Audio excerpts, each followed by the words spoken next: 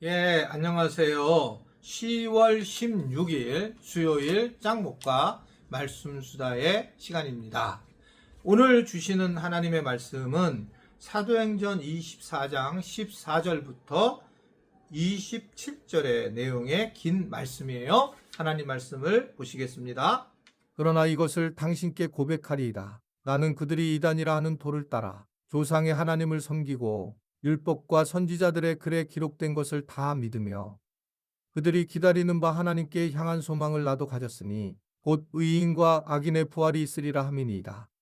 이것으로 말미암아 나도 하나님과 사람에 대하여 항상 양심의 거리낌이 없기를 힘쓰나이다. 여러 해 만에 내가 내 민족을 구제할 것과 재물을 가지고 와서 드리는 중에 내가 결례를 행하였고 모임도 없고 소동도 없이 성전에 있는 것을 그들이 보았나이다. 그러나 아시아로부터 온 어떤 유대인들이 있었으니 그들이 만일 나를 반대할 사건이 있으면 마땅히 당신 앞에 와서 고발하였을 것이요. 그렇지 않으면 이 사람들이 내가 공회 앞에 섰을 때에 무슨 옳지 않은 것을 보았는가 말하라 하소서. 오직 내가 그들 가운데 서서 외치기를 내가 죽은 자의 부활에 대하여 오늘 너희 앞에 신문을 받는다고 한 이 한 소리만 있을 따름이니이다 하니 멜릭스가 이 도에 관한 것을 더 자세히 아는 고로 연기하여 이르되 천부장 루시아가 내려오거든 너희 일을 처결하리라 하고 백부장에게 명하여 바울을 지키되 자유를 주고 그의 친구들이 그를 돌보아 주는 것을 금하지 말라 하니라. 수일 후에 벨릭스가 그 안에 유대 여자 두루실라와 함께 와서 바울을 불러 그리스도 예수 믿는 도를 듣거늘 바울이 의와 절제와 장차 오는 심판을 강론하니 벨릭스가 두려워하여 대답하되 지금은 가라 내가 틈이 있으면 너를 부르리라 하고 동시에 또 바울에게서 돈을 받을까 바라는 고로 더 자주 불러 같이 이야기하더라. 이태가 지난 후 오르기오 베스도가 벨릭스의 소임을 이어받으니 벨릭스가 유대인의 마음을 얻고자 하여 바울을 구류하여 두니라. 네, 계속적으로 사도 바울이 자기 변론을 하게 되는 그런 장면이죠.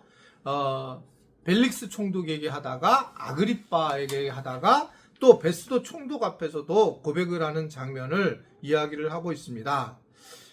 바울은 내가 믿는 내가 믿는 진리가 무엇인가를 고백하게 되어 결국은 이 유대인들은 이것을 구약을 통해서 해석을 하고 있다고 얘기를 하면서 그러나 여기에서 말하는 이 도의 핵심, 말씀의 핵심은 예수 그리스도의 복음이다 라고 그렇게 얘기를 하고 바울은 그래서 그 기회를 통해서 총독 앞에서 자신이 따르고 있는 복음에 대해서 거침없이 이야기를 드러내게 됩니다.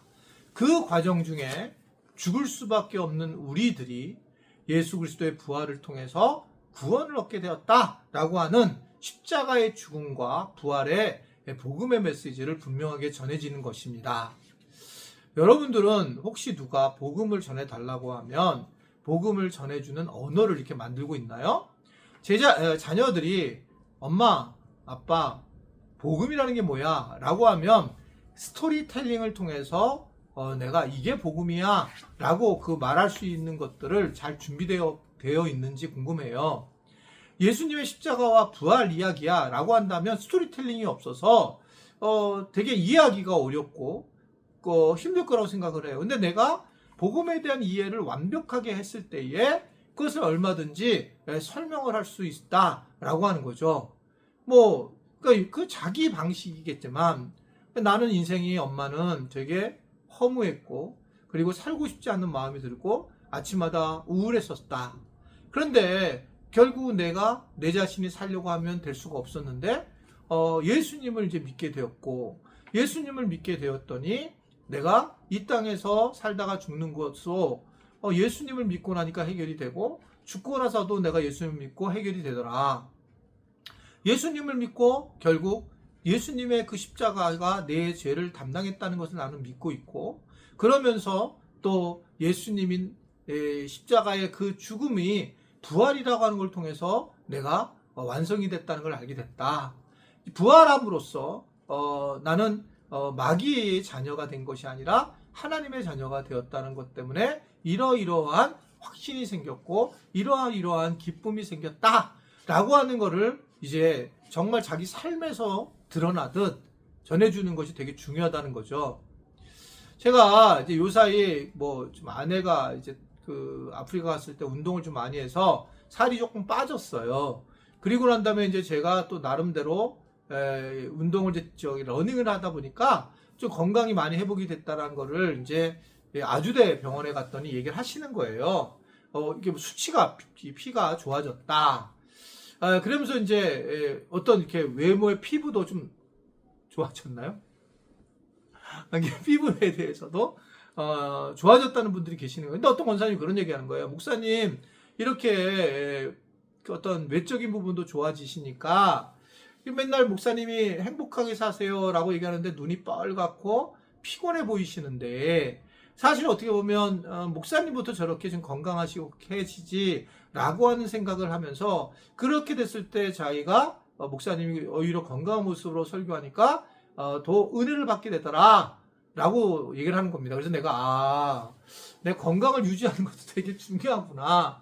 좋은 거를 먹고 내가 건강을 유지하면서 말씀을 전하는 게 되게 중요하다는 걸 알게 됐습니다. 그러니까 여러분 이제 좋은 거를 저한테 사주세요.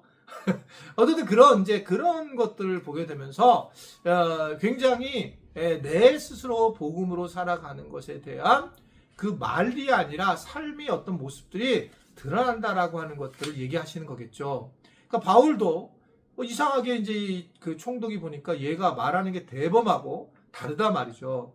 그러니까 이제 네가 믿는 게 뭐냐라고 물어봤고 이것에 대해서 사도 바울이 아주 분명하게 이야기를 하는데 그는 이걸 얘기하면서 뭐 감격하고 은혜를 누리고 이것에 대해서 담담하게 그냥 얘기하지 않았다는 겁니다. 자기를 구원한 이 복음의 메시지를 전하면서 그는 막 눈물을 흘릴 수도 있었고 그리고 벅차할 수도 있었겠죠. 근데 그냥 뭐 이렇게 뭐 옆에 선물 이렇게 무슨 이야기하듯 얘기하진 않았을 거예요. 그러니까 이 복음이 나한테 왔는데 이게 내가 얼마나 기쁘고 얼마나 감동스러운지 이런 부분을 얘기를 할 때에 사실은 그 사람들은 언어에 대한 이야기보다 비언어적인 이야기를 많이 듣죠. 이 사람이 정말 감동인가? 이 진짠가? 이거는 그 사람의 비언어적인 표현을 통해서 알게 되는 거지 우리가 사실은 어떻게 보면 말을 한다고 아는 게 아니잖아요. 그러니까 이제 이 바울의 이것을 보게 됐고 결국 이 이야기를 듣고 이 분위기를 본 총독 벨리스가 판결을 보류합니다. 그리고 바울의 친구들을 만날 수 있게 구금 조치도 이제 내리게 됩니다. 그러면서 자기도 이게 좀 어렴풋이 알고 있었던 것을 좀 더 잘 듣고 싶었고 그리고 유대인의 이 분노를 잠재우려는 목적이기 때문에 잠깐 이제 결정을 다르게 내린 겁니다.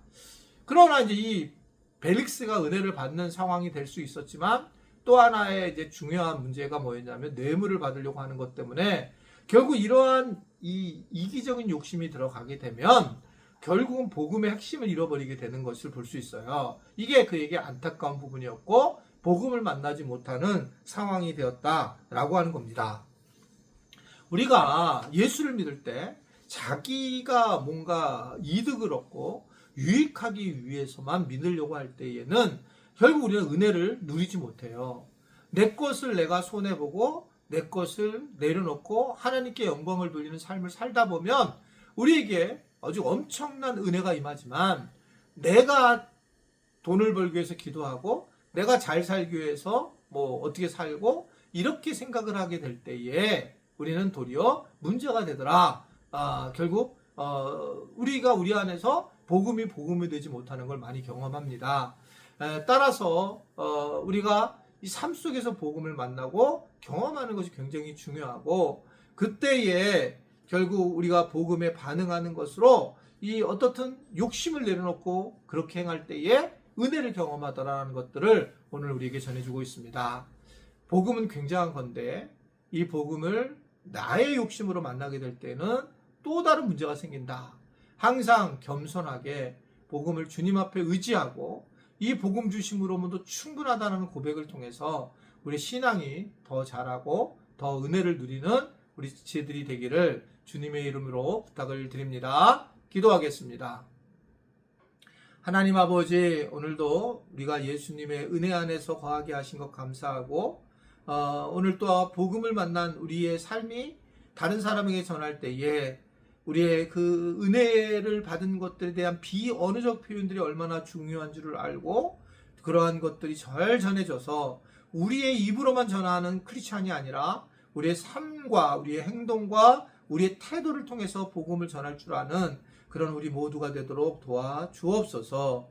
예수님의 이름으로 기도드리옵나이다. 아멘.